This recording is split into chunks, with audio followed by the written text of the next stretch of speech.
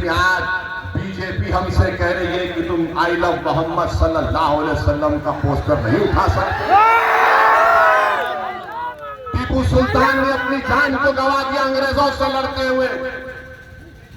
ये जितने हमारे बुजुर्ग थे सब आशिक रसूल सल्लल्लाहु अलैहि वसल्लम थे, एक से एक बड़ा आशिक रसूल था।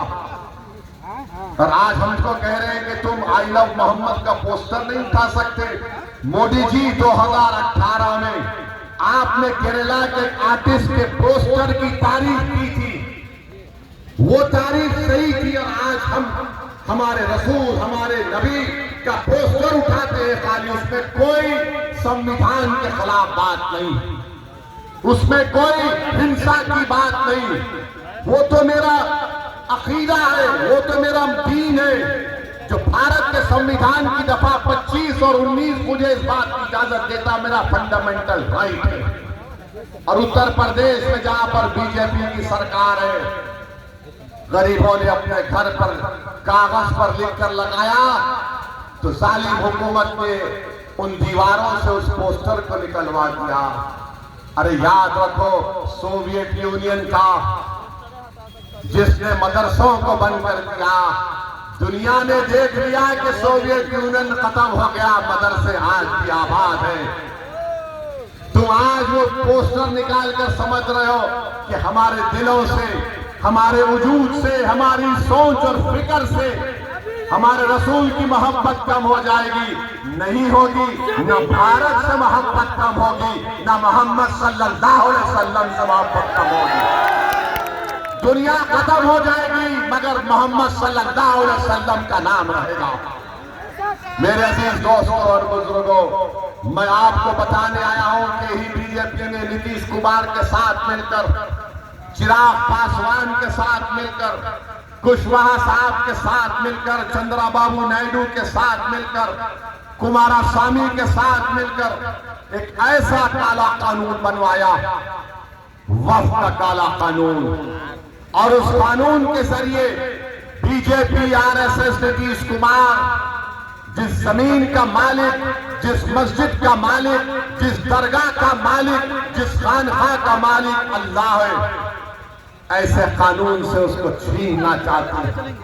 भारत की पार्लियामेंट गवाह है कि हमने जब कानून को भारत की पार्लियामेंट में लाया गया, दोनों मर्तबा मैंने भारत के संविधान का, सुप्रीम कोर्ट के फैसलों का हवाला देकर उस वक्फ तरमीमी कानून की कानूनी दलाइल को सामने रखकर उसकी धज्जियां उड़ाई और मोदी के आंख में डालकर कहा, यह कानून को मैं फाड़ता हूं, यह भारत के संविधान के खिलाफ है।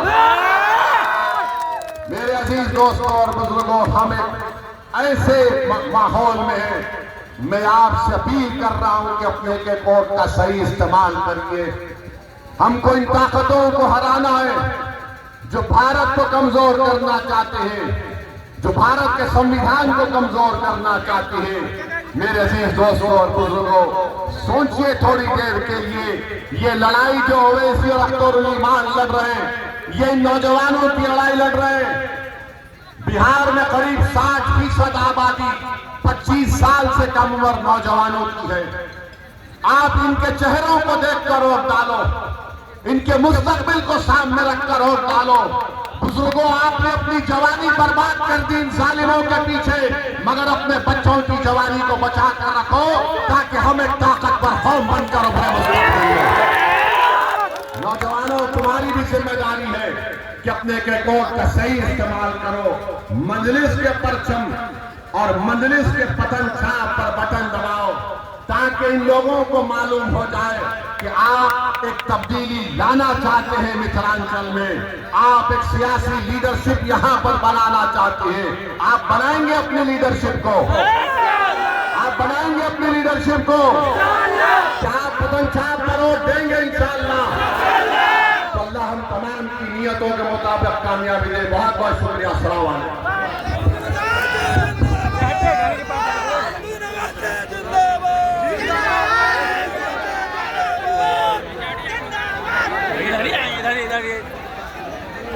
चल टूट पड़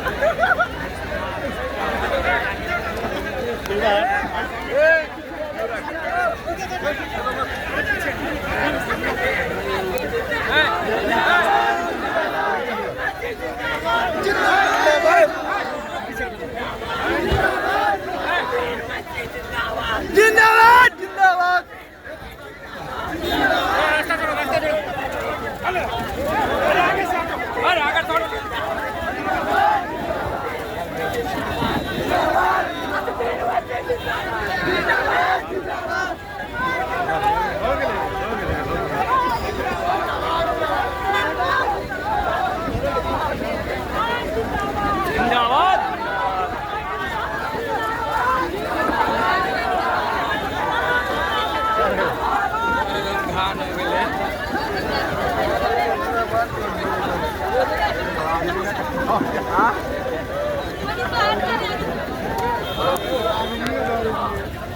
मरियो जी लगा कोई आगे चौंक